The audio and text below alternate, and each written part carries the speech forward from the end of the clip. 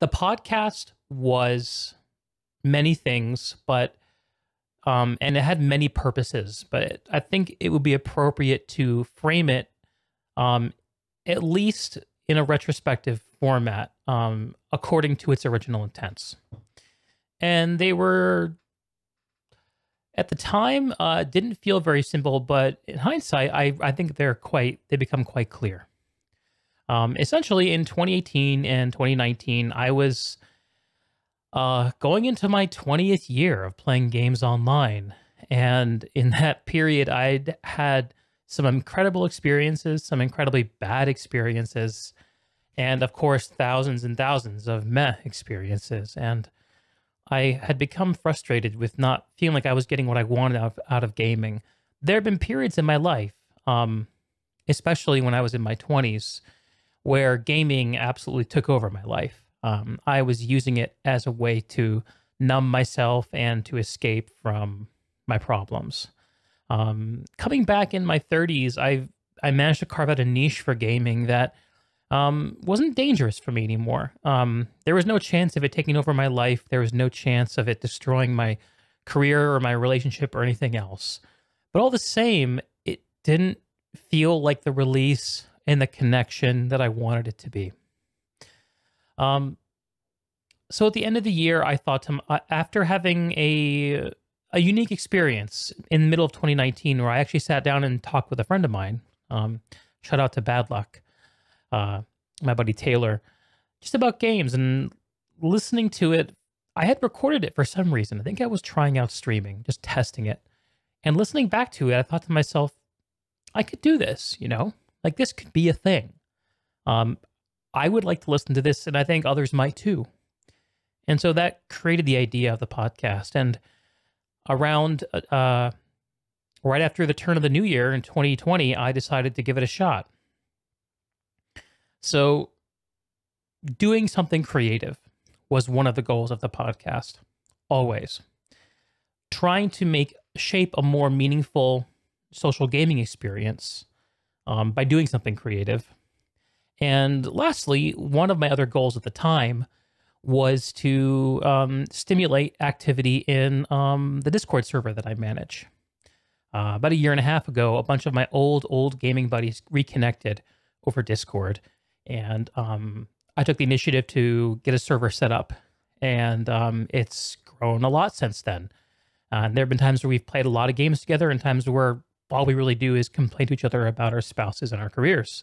But I thought that the podcast would be a way to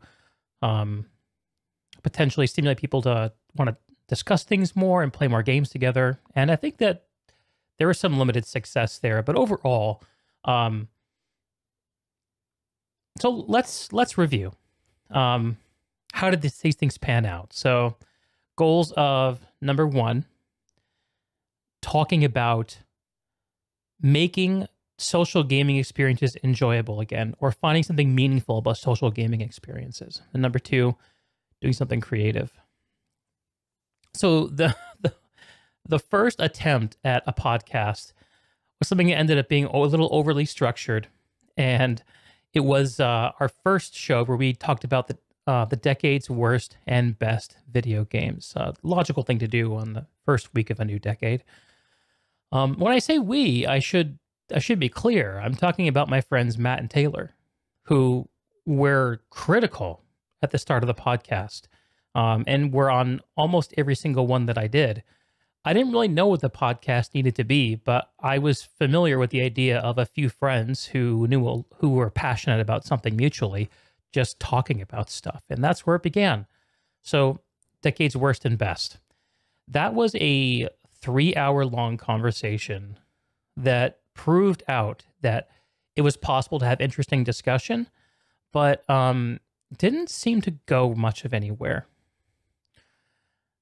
That said, another thing that I came away from that experience with was the notion that I needed to keep doing more to learn more about what the podcast needed to be. And when I say it didn't go anywhere, I'll come back to that and talk more about what I mean by it didn't go anywhere.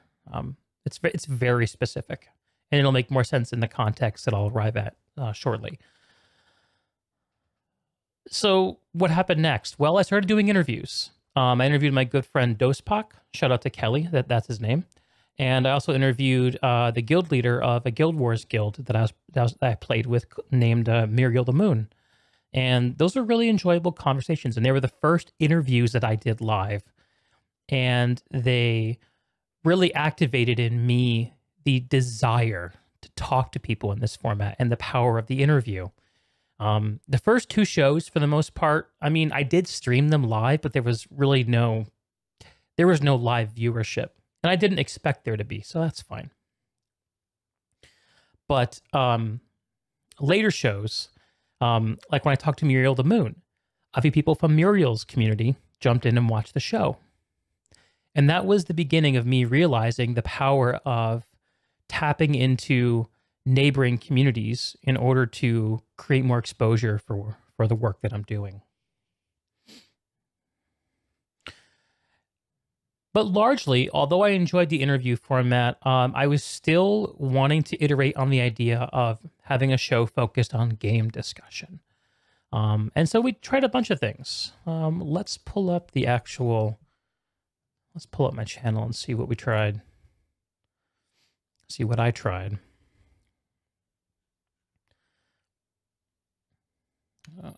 Doing stream things.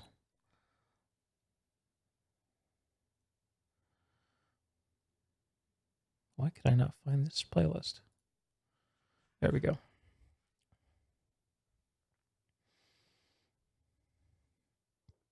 There it is. And you see the attractive Roy right at the top. So we did 35 shows last year. 35 shows totaling around 75 hours of content. And you can see the first three I was just talking about. Oh, actually, I skipped over my buddy Davis. How could I forget Davis? A guy I've talked with a few times last year. Actually, probably other than Matt and Taylor, who I started the podcast with, probably the person who spent the most hours talking to me on it.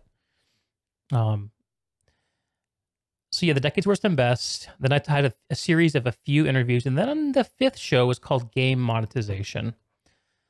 Here was where I started trying stuff.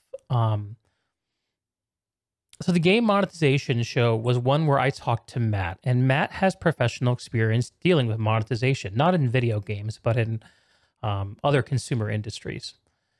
And I knew that he would have interesting things to say. And so I interviewed him about game monetization. I think that was kind of a neat discussion. But I think in hindsight, it would have been stronger as an interview with Matt's name on it.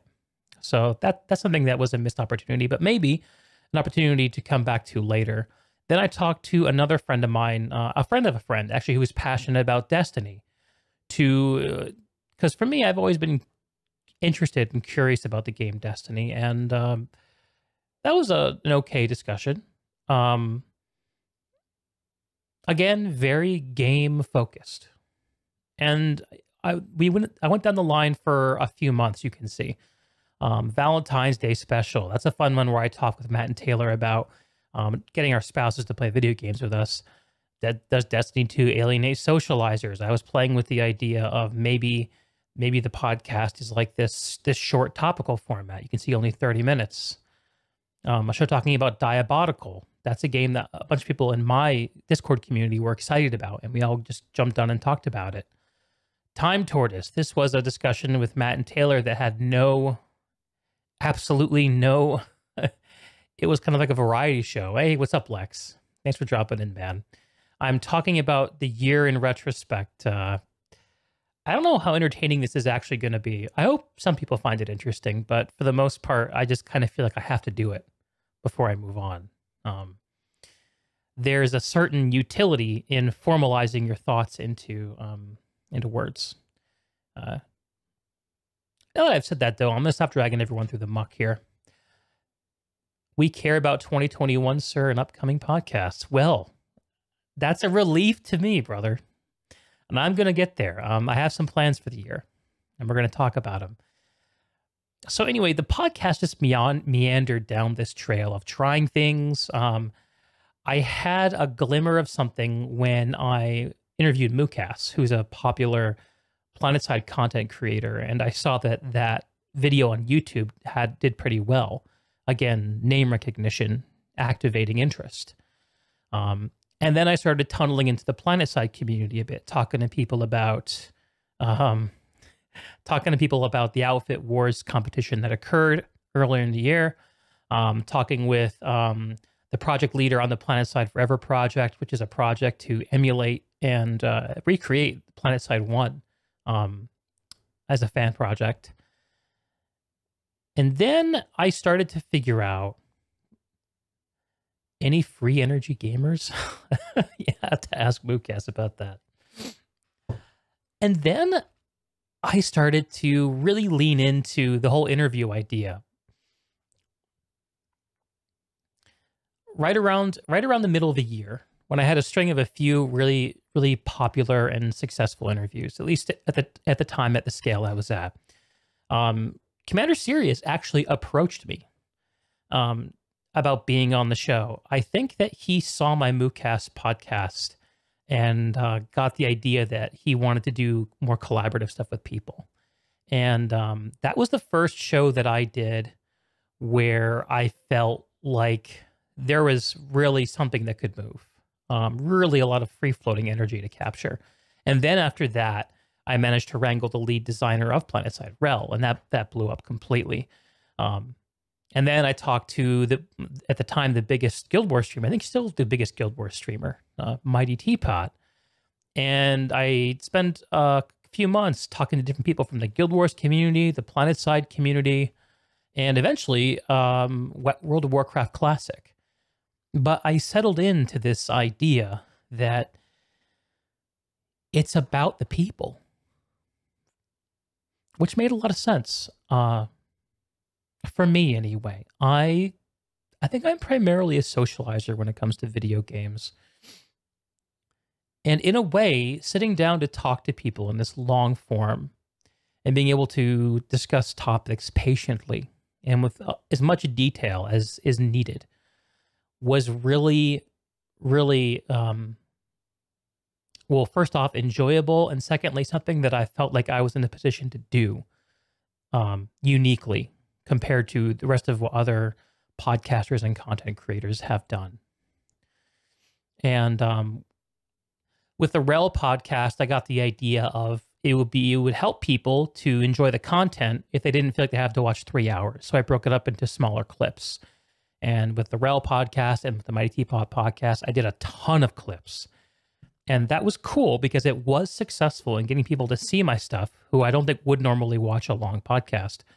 But it took a lot of my time, a fuckload of my time. And I had to schedule an extra week between podcast engagements in order to make time for me to do that. And I hated that work. Like, I hate editing video. And so, you know, I still did a few more clips towards the end of the year, but I got to a point where, I just decided that as good as clips would be to have on the channel, it's not something that I can slow myself down to do.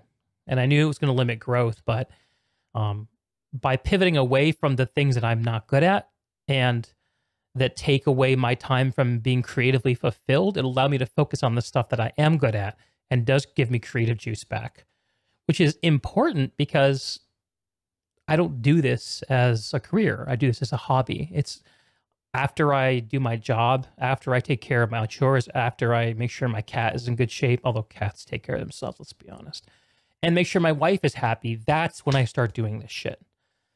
So it can't be a slog.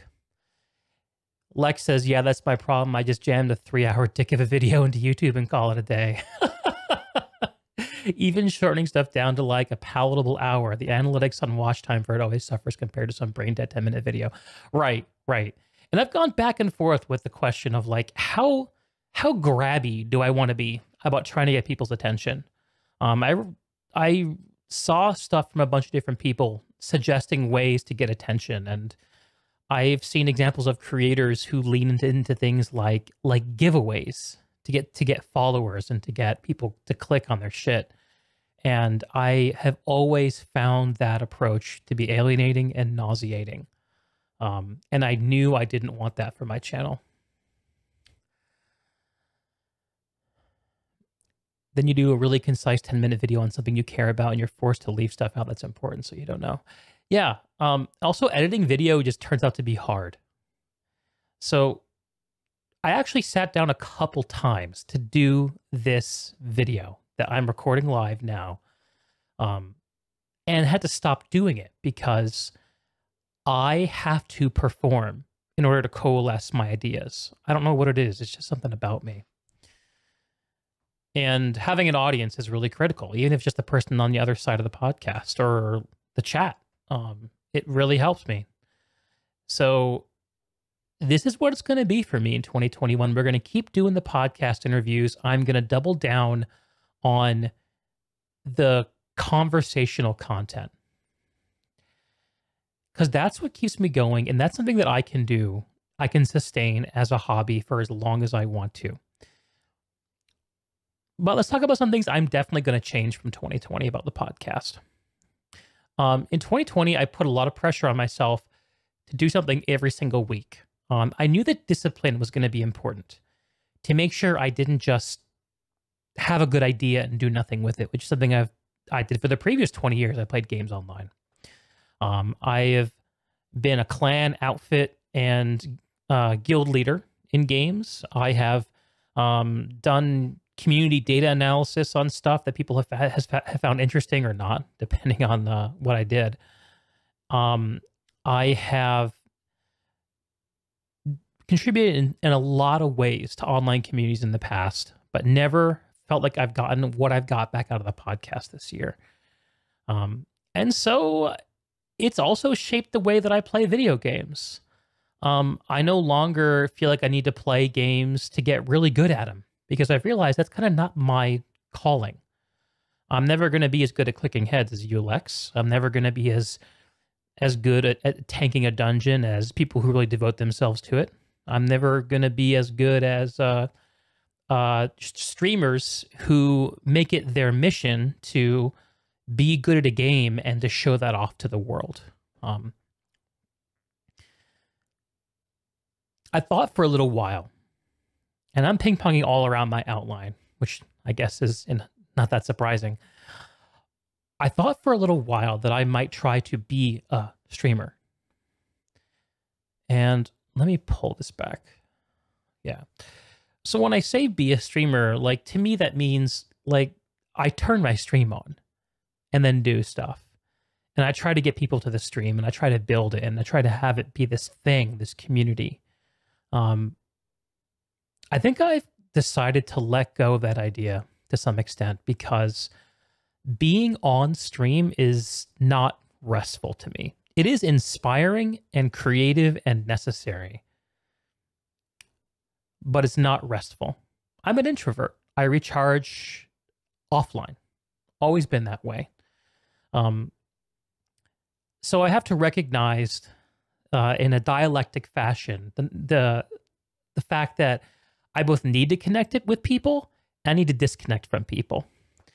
So being a streamer for me is off the table, which means I'm not going to be turning my stream on every single time I play a video game. In fact, I've been playing a lot of games offline in the last month, and it's been really,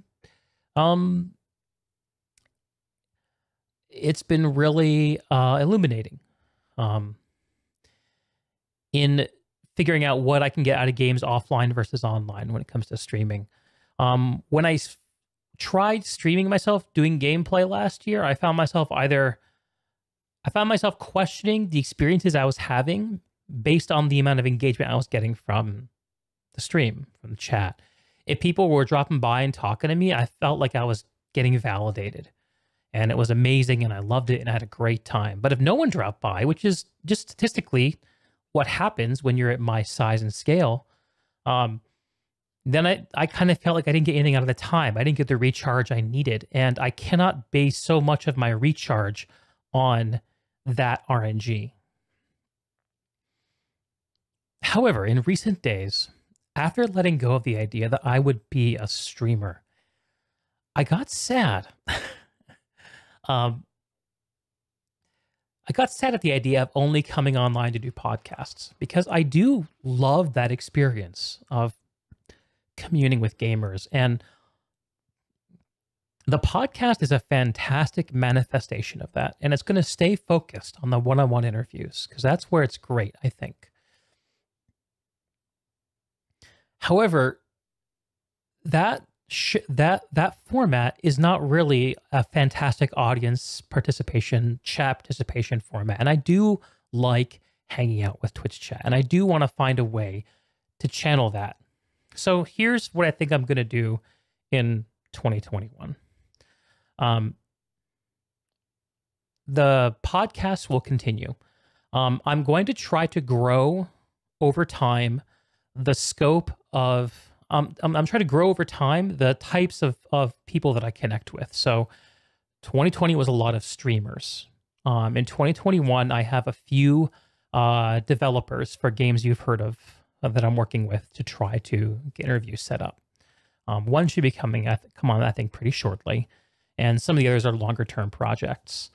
I'm also going to be trying to open up the podcast to content that's less directly focused on gaming. I don't know what that is going to look like exactly, but there are a number of thinkers who I think might be interested in coming on, people who do stuff that is game adjacent. And that will be, I think, a good next step for the podcast. I will still have streamers on, of course.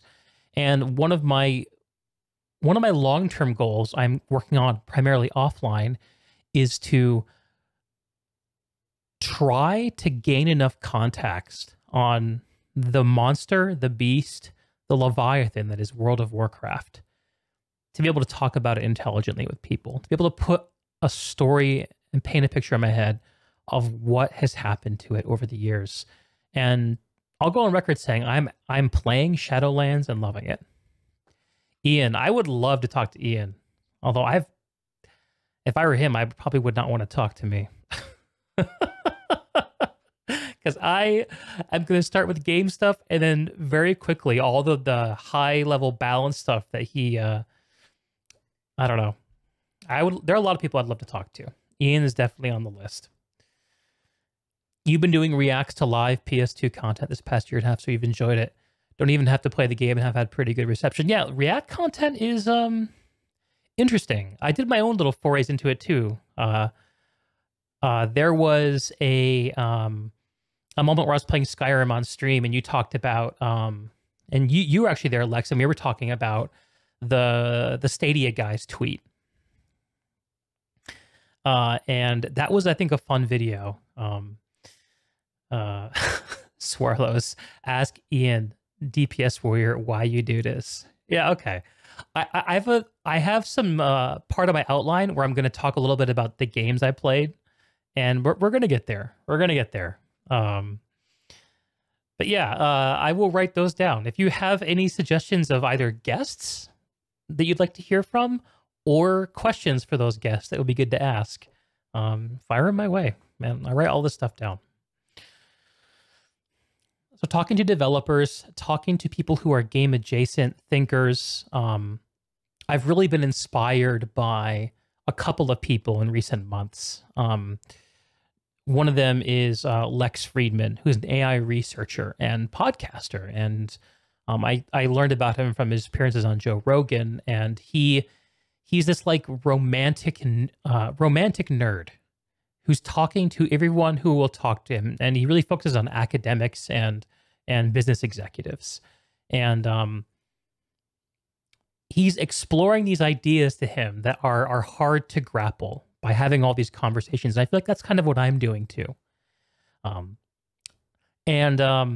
watched him talk to people from all over the place. And I really want to gain the competence to talk to people who aren't necessarily approaching life through the lens of being a gamer. But I'm willing to grow into that. And another person who's really inspired me was,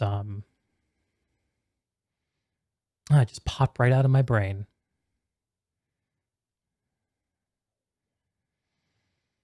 I'm sure it'll come back.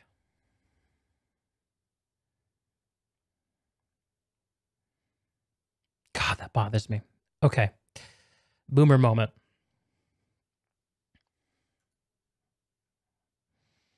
Anyway, moving on. Charlie Kirk. I think politics might be one of the only things I will steer away from.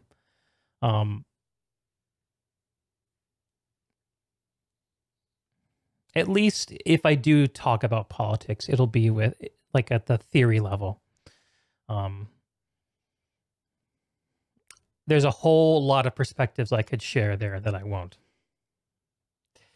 And no, Charlie Kirk is not someone who's inspired me, although I do love all the memes about him. So, okay.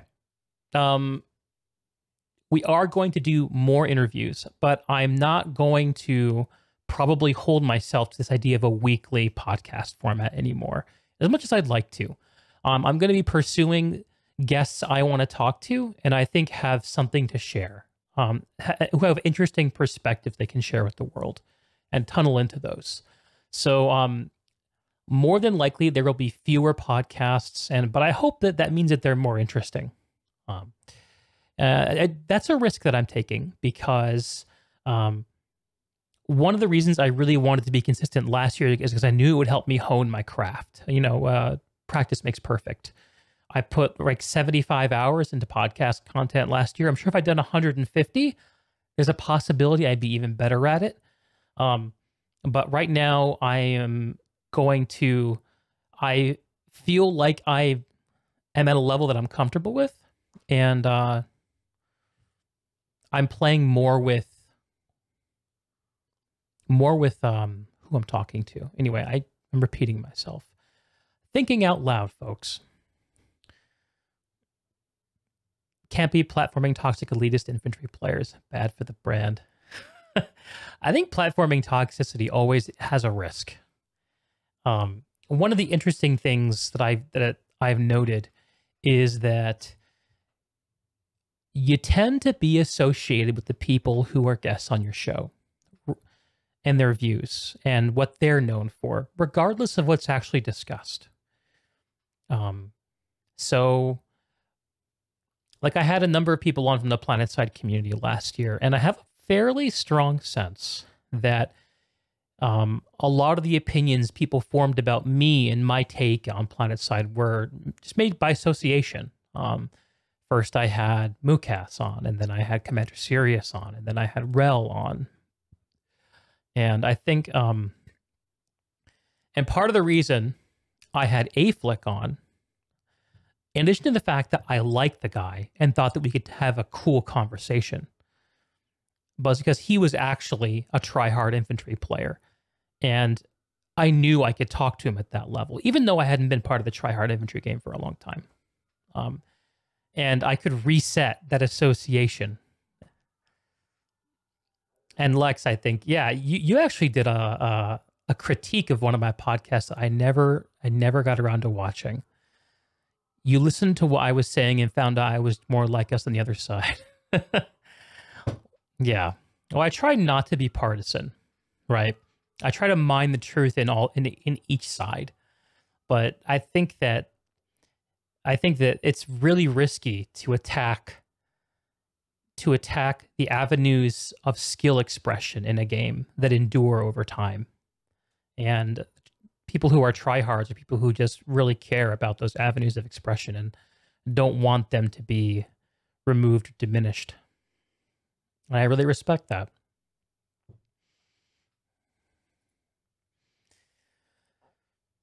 Okay. So what's next? A sip of water.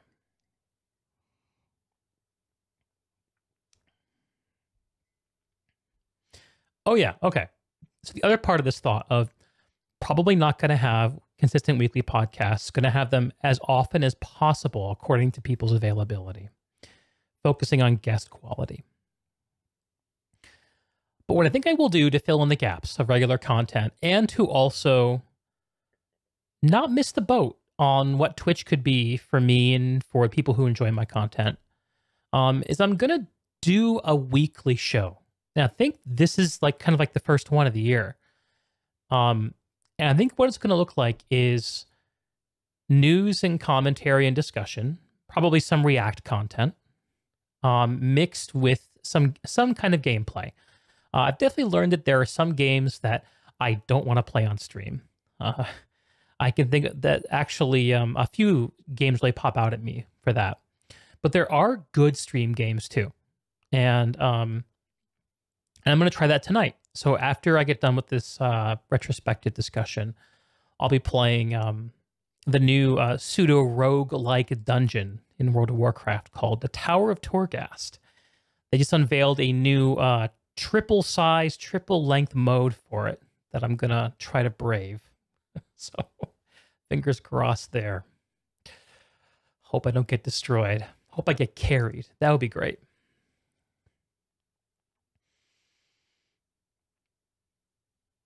And yeah, that's going to be something I'll try. That's a lot of words for maybe not a very large idea, but I spent a lot of time thinking through this stuff and appreciate everyone who's listening to it. Okay, so what else are we not doing in 2021? Probably not broadcasting TFC anymore. So for anyone who watched my content during the summer, you might remember that I did a lot of broadcasting of player community organized matches from Team Fortress Classic. Out of nowhere, once COVID settled in, some members of the Team Fortress Classic community who came back and found each other on Discord decided to make a beer league where we come together and we relive the old glory days of clan-based Team Fortress Classic, where we have identities and rivalries, which actually panned out. We actually did have some new rivalries come out of it, even with such a tiny community. And I had a lot of fun, both learning how to cast matches and actually doing the casts. I felt like I put OBS through the ringer to do as much of it with it as I could figure out how to do. And I developed a real taste for actually doing casting. I don't know if it's a skill I will use again, but we'll have to. I'm gonna state, if there's another game that I learn really well that's current, where there's an opening, perhaps it's something I'd consider. Planetside is something that I thought about doing casting for, but I just have no idea what that could even look like. Probably not competent enough to cast the Infantry League, and everything else is pretty much dominated by the big Planetside creators out there. So yeah, Team Fortress Classic was it's an old ass game that had a real nice run last year, and I actually just learned today that they're not doing a season 4 of the league, which is sad. They're going to be setting up some tournaments, I think, but once again, as it was back in the day, Team Fortress Classic clan play is once again dead. And I am sad. I did what I could to extend that life, and I would be open to doing more. But I think that community is just ready to move on, no matter what I want. So that's what it is. Because of the focus that I've just discussed around the weekly show and the podcast, I will, I think, be streaming games from time to time. That's just like casual content, you know, no face cam, anything like that. And I made a second Twitch channel called Deeg Casual, which this channel will host when I go live. So if you want to just drop by and say, hey, feel free to do so. But when I'm streaming there, it'll be prioritizing the game first, and then in the chat second. So just something to be aware of. I thought I was going to have a lot more to say about Team Fortress Classic, actually, but I've done a ton of content on it last year, and I really feel like almost everything that needed to be said about it has been said. One thing I will thank the Team Fortress Classic for is I actually got my affiliate on Twitch the first day that I actually did match casting. Had almost 100 people turn out, and just boom, like that. I was able to turn this into a pay-to-win factory. It's ebbed and flowed in terms of people wanting to be subscribed to the channel, a few donations, but it's never been a focus I've been willing to prioritize, just because I'm in a position where I'm able to support myself outside of this content. And that gives me the luxury of focusing on what's meaningful to me rather than focusing on what gets the best return on on time investment in terms of dollar bills. So I'm hoping I'm getting a higher return, meaning return by doing that. That's the assumption that I'm putting into it. So yeah, 2020 was, from a streaming perspective and from a casting perspective, a podcasting perspective, was all about learning that my strength is talking to people. That's what I love to do. And because I love doing it, I can do a lot of it. I can iterate on it and get better at it. So the podcast converged on this one-on-one format, which I'm going to stick with.